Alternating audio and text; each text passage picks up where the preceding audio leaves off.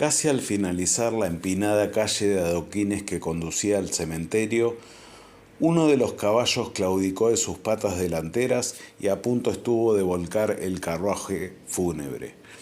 «Es el alma de Giacomo que no descansa en paz», murmuraban algunas ancianas, como si sus propias cercanías con la muerte les dieran autoridad para hablar del más allá. Lo cierto es que hubo que desenganchar el caballo claudicante porque no estaba en condiciones de seguir, puesto que se había fracturado una de sus patas y debería ser sacrificado. «Giacomo no se va solo. Lástima que en vez de este caballo no se lleve a esos dos desgraciados», dijo su viuda.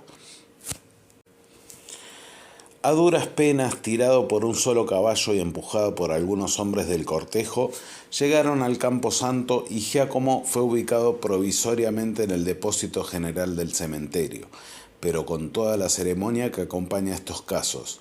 Los parientes y amigos que lo lloran sinceramente, los que enjugan una lágrima y en vida jamás se acordaron que Giacomo existía, y aquellos otros que hablan de lo buena persona que era el muerto. En realidad, Giacomo no era bueno y a veces ni siquiera parecía persona. Tenía una gran contextura física, de carácter hosco y cruel con los débiles y los animales, lo que sumado a su poco intelecto y afición por la bebida, hacían de él un individuo poco recomendable. Una sola vez en vida de Giacomo se lo había visto claudicar como el caballo de su carruaje fúnebre. Fue unos años atrás cuando en el único boliche del pueblo pretendió ejercer sus dotes de matón con un forastero mucho más pequeño que él. Los 4 o 5 parroquianos que fueron testigos vieron asombrados cómo el forastero, con movimientos ágiles y felinos, utilizando sus brazos, piernas y hasta su cabeza, rápidamente dejó postrado a Giacomo con su nariz rota y su cuerpo todo magullado. El forastero se fue y nunca más se volvió a saber de él, por lo menos oficialmente. Cuando Giacomo pudo recomponerse, se marchó con su orgullo mancillado y el rencor brillando en sus oscuros ojos. «Fue como lo de David y Goliat», dijo uno de los presentes en el boliche, aunque no tenía muy en claro quién había sido David y mucho menos Goliat, pero le pareció apropiado el comentario por relacionarlo con algo que cierta vez le escuchó decir a su abuela cuando era niño. «No creo que después de semejante paliza Giacomo pueda salir a pescar», comentó otro. La actividad de Giacomo en ese pequeño pueblo del sur era la pesca, con una destartalada lancha y 2 tripulantes que difícilmente soportaban más de 2 viajes con semejante patrón, así que permanentemente debía buscar reemplazantes en los pueblos de alrededor, porque en el suyo casi ninguno quería embarcar con él, salvo que no hubiera conseguido otra lancha para hacerlo. Lo cierto es que Giacomo no salió de pesca y tampoco se supo dónde estaba. Alguno dijo que estaría recluido en su casa hasta que se le borraran los efectos de la paliza.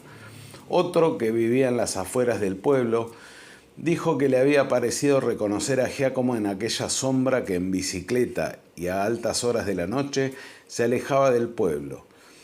De todas maneras, no era muy importante lo que hiciera Giacomo. Al fin y al cabo, el forastero les había enseñado que no era invulnerable y más de uno estaba pensando en enfrentarlo cuando mediara la ocasión.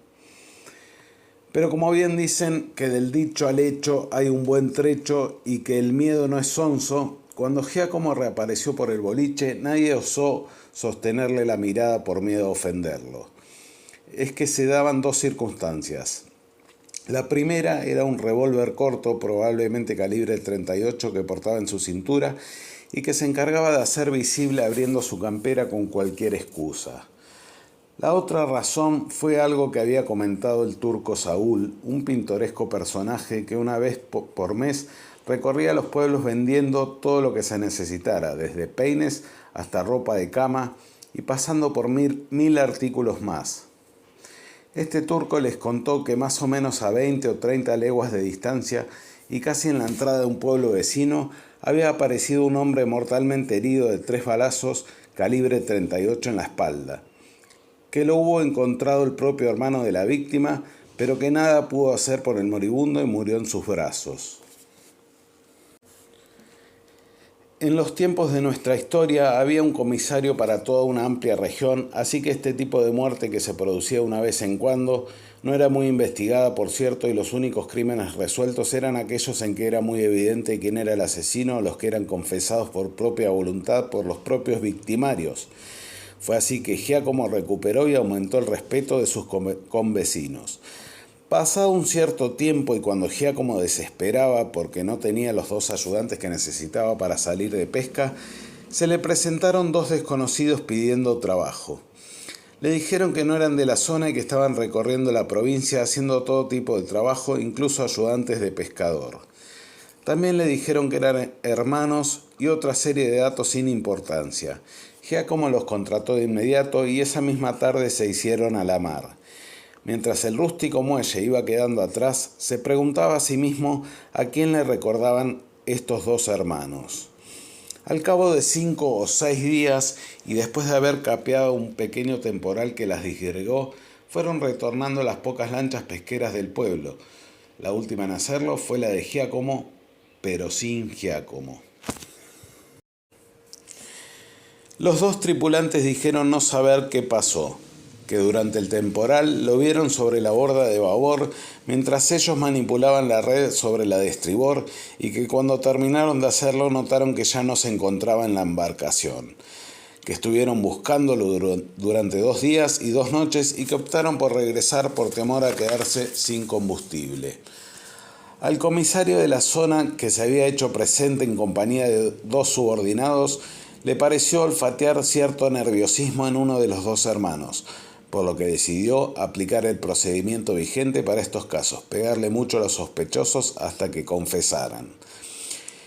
Y este procedimiento dio resultado. Los hermanos dijeron que mataron a Giacomo de 3 tiros por la espalda, que utilizaron el mismo revólver corto calibre 38 de la víctima y que obviamente arrojaron a ambos cadáver y revólver al mar. El comisario quedó muy satisfecho con su propia actuación y se encargó de difundir por toda la región su sobresaliente e inteligente labor llevada a cabo para dilucidar el hecho. Ahora solo faltaba que el mar devolviera el cuerpo de Giacomo o que lo encontrara algún otro pescador para la probanza del delito. Por más que pasara algún tiempo, la identificación sería bastante sencilla en primera instancia. Giacomo siempre llevaba un enorme anillo de oro en el dedo anular de su mano izquierda que llevaba grabada la letra G. Por otra parte, estaban las autoridades forenses de la capital que se ocuparían de la identificación científica del cuerpo. Y un buen día apareció un cadáver flotando en la bahía. Por supuesto, y como era lógico, todos dijeron Giacomo. Al comisario se le desprendían los botones de su chaqueta al inflamar su pecho de orgullo porque era lo último que esperaba para que se confirmara su brillante trabajo. Pese a que el cuerpo estaba muy deteriorado por el tiempo que permaneció en el mar y la acción de los peces, hubo algunos detalles que hacían dudar a más de uno que alcanzó a verlo. Primero y fundamental, no estaba el anillo y no se observaba ninguna marca del que el muerto hubiese usado anillo.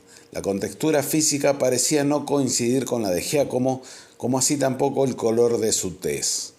Para los únicos que no existía ninguna duda era para el comisario, porque su inteligente y perspicaz labor necesitaba el cuerpo de la víctima, y para la viuda de Giacomo, quien más allá o más acá de las lágrimas necesitaba del cuerpo para cobrar el seguro de vida. Así fue que el cadáver fue reconocido como el de Giacomo y aquellos que dudaron se encogieron de hombros, porque era imposible que justamente apareciera otro cuerpo, máxime teniendo en cuenta que no se tenía noticias de la desaparición de ninguna persona en toda la zona y además con 3 tiros de calibre 38 en la espalda. Al día siguiente llegó un vehículo de la capital y se llevaron el cuerpo de Giacomo para efectuar la comprobación científica de su identidad. Y sucedió lo que usted está imaginando. No era el cadáver de Giacomo, pero tampoco se lo pudo identificar fehacientemente, así que pasó a ser un NN. Los hechos posteriores se sucedieron rápidamente. El abogado defensor oficial, aunque no era muy sagaz que digamos, expuso que sus defendidos habían efectuado su declaración de culpabilidad bajo coacción, que es una forma elegante de decir que habían recibido una golpiza por parte de la policía. Los dos hermanos mantuvieron su declaración de inocencia y ahora sí, con el patrocinio ilegal, repitieron siempre y cada vez más convencidos su historia primitiva. Giacomo cayó solo al mar. Como consecuencia de todo esto, al comisario se le asignaron otras funciones en otra zona y nunca más se supo de él.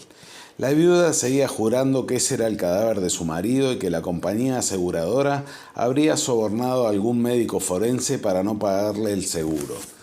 Después de varios meses, y como no tenía medios de vida, se alejó del pueblo probablemente rumbo a lo de algún familiar y al igual que el comisario, nunca más se tuvo noticias de ella. Los dos hermanos viven en un pueblo no muy lejano y se dice que a veces, cuando alguno ha bebido un poco de más, narra como cierta la segunda historia, la que le contaron al comisario después de los golpes. El abogado defensor, con su actuación en este caso, apareció para aquellos tiempos como un precursor de la defensa de los derechos humanos y las libertades cívicas, por lo que se aseguró un cierto número de votantes intelectuales para la carrera política que decidió iniciar. En definitiva, la desaparición de Giacomo marcó para siempre y de distinta manera a todos estos personajes. Muchos años pasaron de esta historia y la mayoría de sus protagonistas ya no existen. Sin embargo, me han comentado que en un asilo de ancianos, uno de ellos, totalmente senil, cuenta que él y un hermano cuando eran jóvenes mataron a un pescador en venganza porque éste había asesinado a otro hermano. Que lo mataron la primera noche de estar embarcados y que esa misma noche desembarcaron unas millas costa arriba en las proximidades de su propio pueblo. Que abrieron la tumba de su hermano, retiraron su cadáver y depositaron en su lugar el de Giacomo, tapando nuevamente la tumba. Posteriormente, trasladaron el cuerpo nauseabundo del hermano hasta la lancha y una vez mar adentro lo arrojaron al mar. No sé si se puede creer porque todos sabemos que muchos viejitos terminan sus vidas contando historias increíbles.